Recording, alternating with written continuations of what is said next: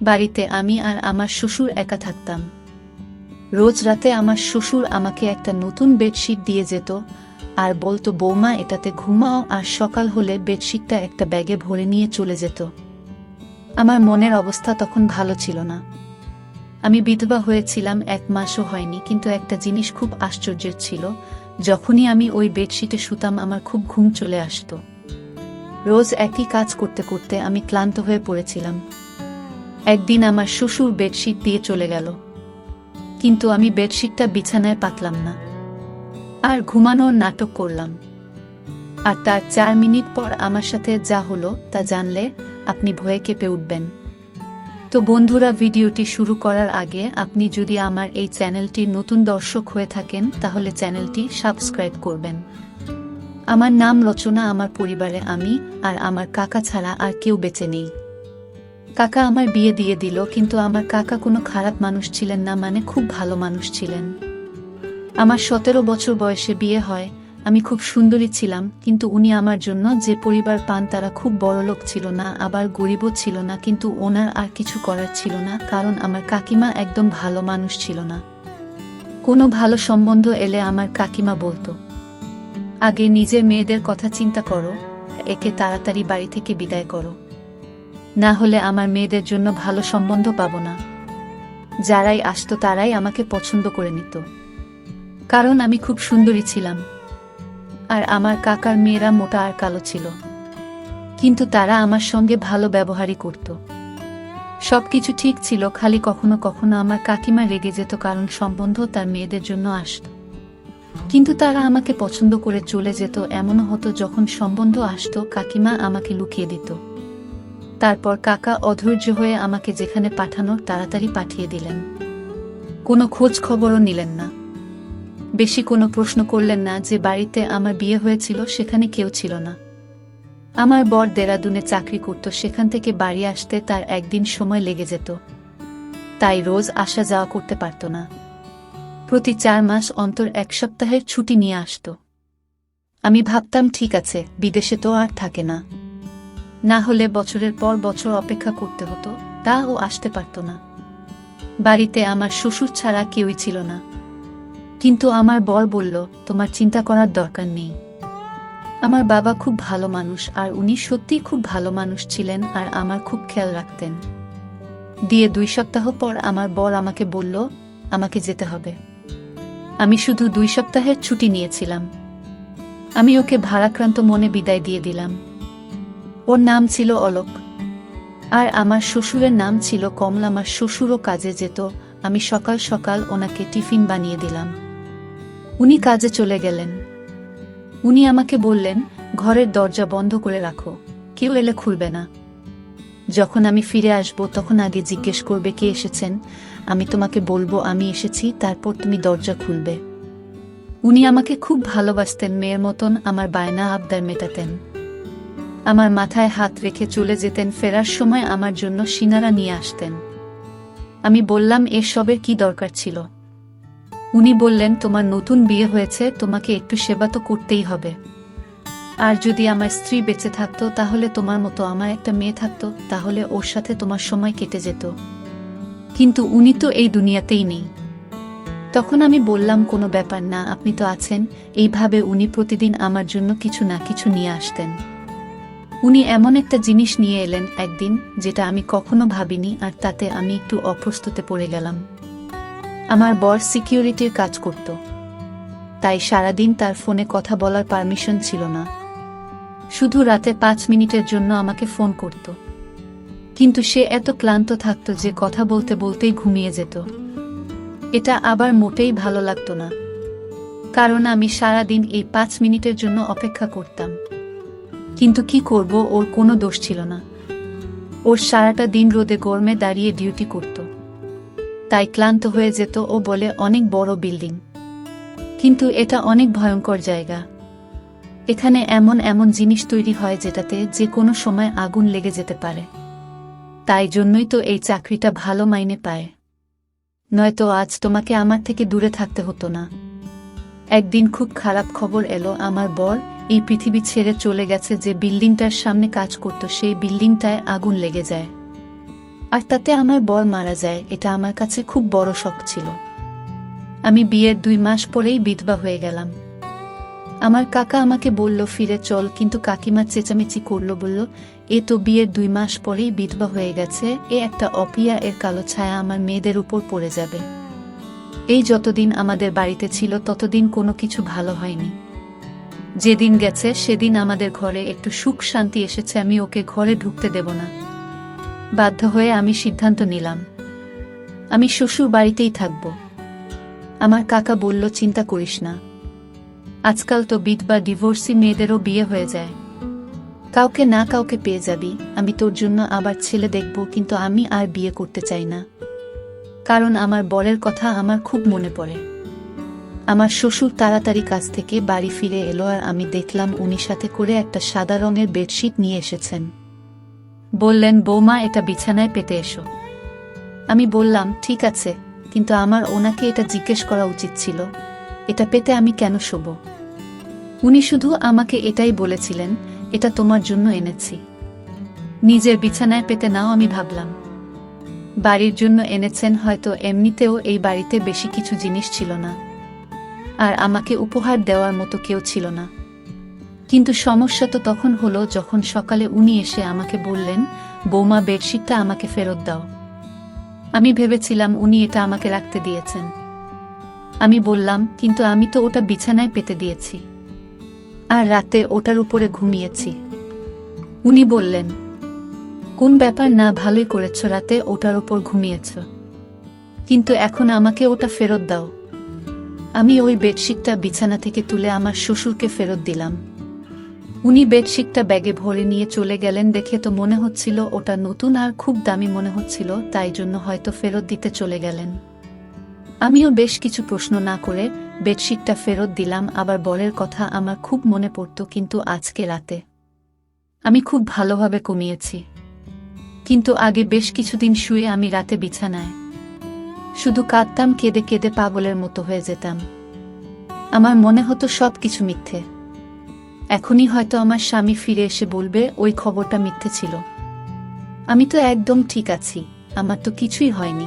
কিন্তু এগুলো শুধুই মন বোঝানো কথা। এরকম ভাবে কি কেউ ফিরে আসে? জীবন বড় খারাপ জিনিস, মানুষের সাথে ন্যায় বিচার করে না, উল্টে মানুষকে এমন পরিস্থিতির মধ্যে ফেলে দেয় যেটার জন্য সে প্রস্তুত ছিল না। আমি তো কখনো ভাবিনি যে আমি এত তাড়াতাড়ি বিধবা হয়ে যাব। আর আমার স্বামী, যার সাথে আমি মাত্র 2 সপ্তাহ কাটিয়েছি, সে এই পৃথিবী ছেড়ে চলে গেল। আমার মনে শুধু একটাই আশা, হয়তো আমি মা হতে চলেছি। আমার স্বামী মারা গেছে মাত্র 1 মাস হয়েছে। কিছুদিন আর যদি বাঁচত তাহলে হয়তো আমি নিশ্চিত হয়ে যেতাম যে আমি সত্যিই মা হতে চলেছি নাকি সেটা নয়, কারণ যখন আমার স্বামী ফিরে গিয়েছিল তার 20 দিন আগে সে আমার কাছে ছিল, আর তার যাওয়ার 2 দিন পরই খবর এলো যে সে আর বেঁচে নেই। তাই জন্য আমার মনে একটা আশা ছিল। রাতে যখন শ্বশুর ফিরে এলো তখন আবার একটা বেডশিট নিয়ে এলো, বলল বিছানায় পেতে নিতে। আমি বললাম কি ব্যাপার, আপনি ফেরত দিতে কেন গেছিলেন? উনি বললেন যে দোকান থেকে আমি এই বেডশিটটা নিয়েছিলাম, ওই দোকান থেকে আমার বন্ধু ও বেডশিট নিয়েছিল, কিন্তু ও বোন বাবা ওটা দাম কমে গিয়েছে, আর আমারটা দাম বেশি নিয়েছে, তাই আমি ওটা নিয়ে ঝগড়া করতে গেছিলাম। দোকানদার আমাকে 2 টাকা ফেরত দিয়েছে, তুমি গিয়ে শুয়ে পড়ো। আমি বললাম ঠিক আছে। আমি আবার বেডশিটটা পেতে নিয়ে শুয়ে পড়লাম। এমন ঘুমান না, একেবারে সকালে গিয়ে ঘুম ভাঙল, কিন্তু সকালে আমার শরীরটা ভালো লাগছিল না। আমার মনে হচ্ছিল আমি মা হতে চলেছি।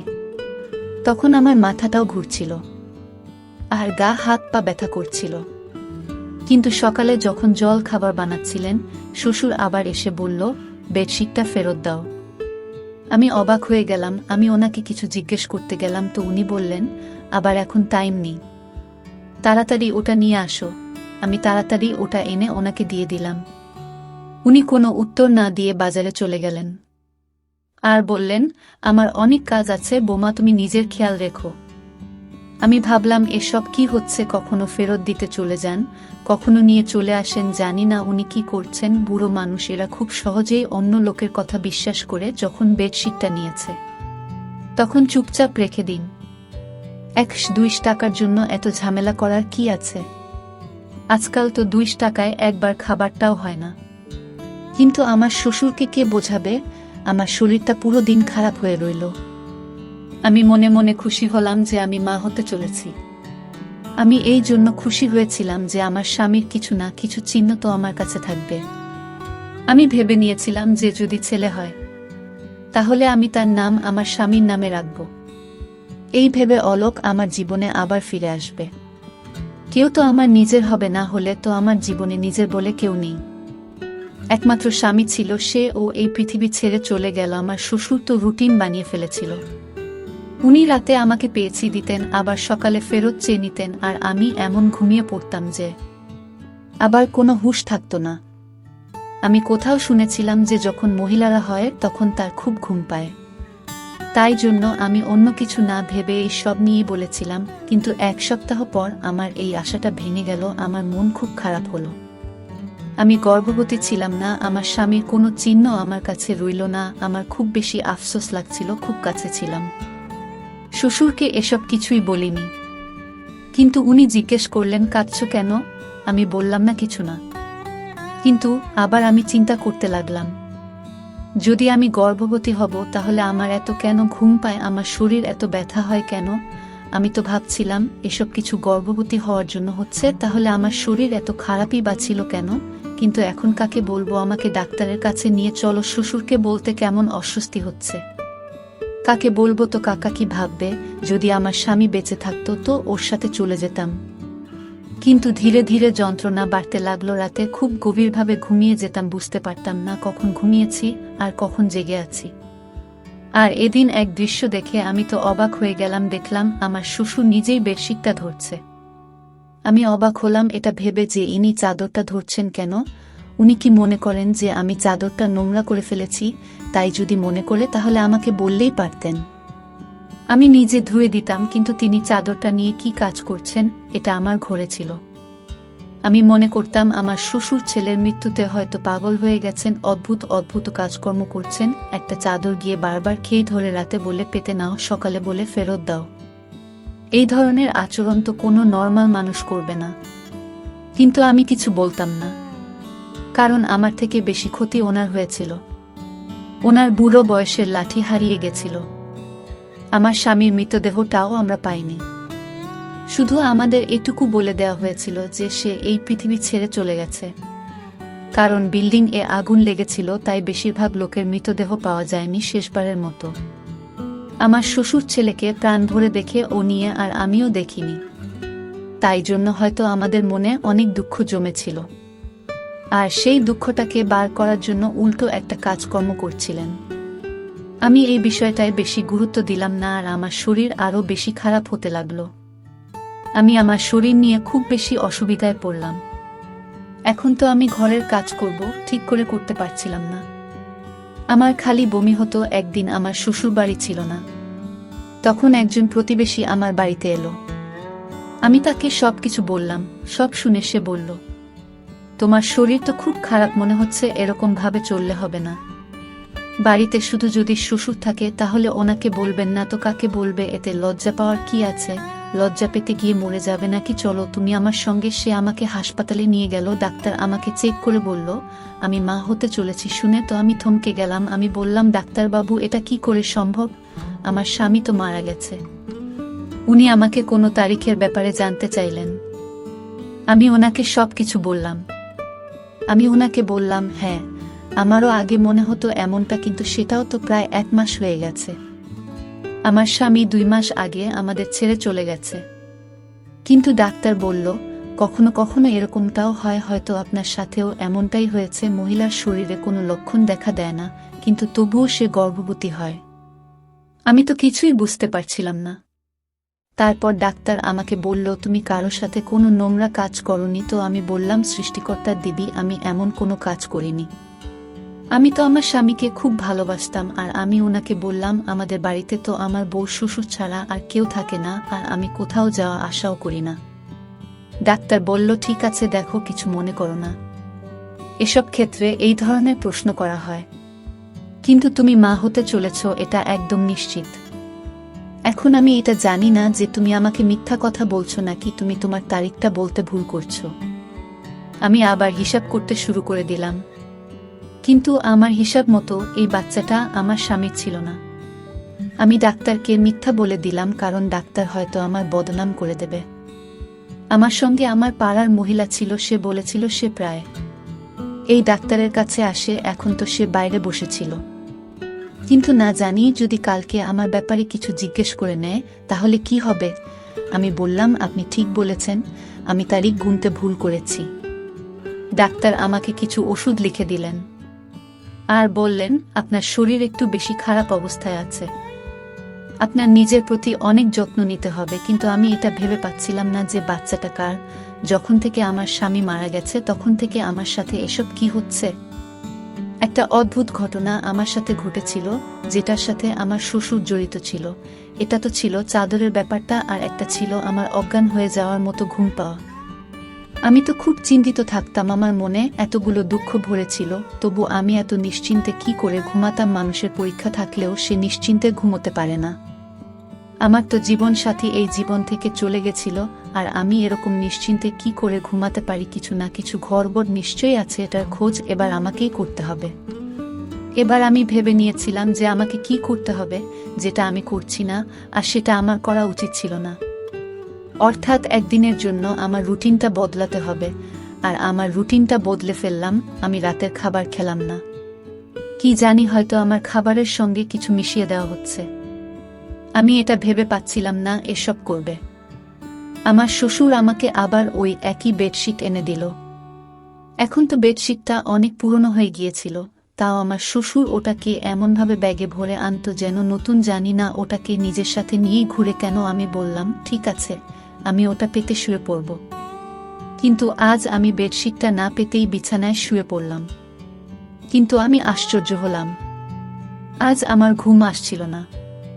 আমি বুঝতে পারছিলাম না তাহলে কি আমার ঘুমের সাথে এই বেডশিটের কোনো সম্পর্ক ছিল। এসব কি হচ্ছিল আমার সাথে?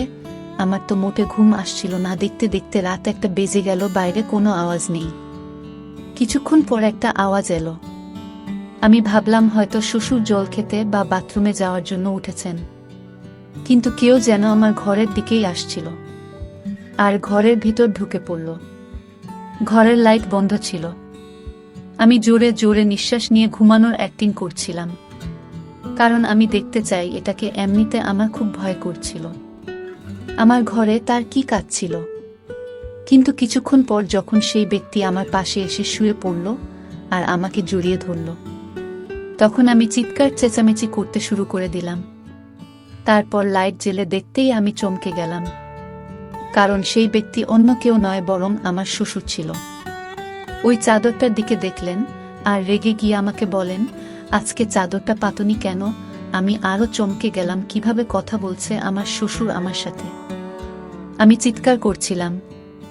উনি বললেন, নোংরা মহিলা একটা, চেঁচাচ্ছিস কেন?